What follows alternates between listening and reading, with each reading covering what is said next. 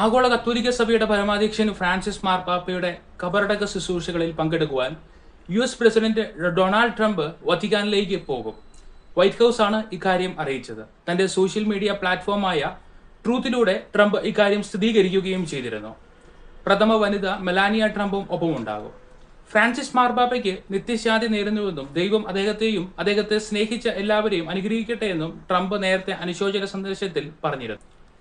പോപ്പിന്റെ സംസ്കാര ദിവസം സൂര്യാസ്തമയം വരെ സർക്കാർ കെട്ടിടങ്ങൾ, സൈനിക പോസ്റ്റുകൾ, നാവിക കപ്പലുകൾ എന്നിവിടങ്ങളിലെ എല്ലാ US പതാകകളും പകുതി താഴ്ത്തി കെട്ടുവാൻ ട്രംപ് ഉത്തരവിട്ടിരുന്നു. അതേസമയം ട്രംപ് ഭരണകൂടത്തിന്റെ നയങ്ങളെ നിശിതമായി വിമർശിക്കുന്ന മുതിർന്ന കത്തോലിക്ക സഭ ഉദ്യോഗസ്ഥരെ കാണാൻ US vice president JD Vance ശനിയാഴ്ച വത്തിക്കാനിലേക്ക് പോയിരുന്നു. റോമിൽ പോപ്പിനെ സന്ദർശിച്ച വാൻസ് ആശംസകൾ അറിയിച്ചിരുന്നു.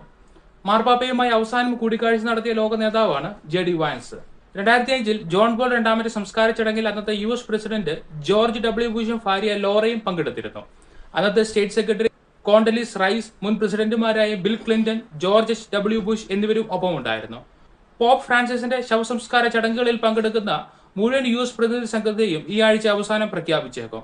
ട്രംപിന്റെ കുടിയേറ്റ നയങ്ങളെ നിശിതമായി വിമർശിക്കാറുണ്ടായിരുന്നു ഫ്രാൻസിസ് മാർപ്പാപ്പ. പാപ്പ അവസാനമായി അമേരിക്കൻ ബിഷപ്പുമാർക്ക് അയച്ച കത്തിലും ട്രംപ് ഭരണകൂടത്തിനെതിരെ അതൃപ്തി അറിയിച്ചിരുന്നു.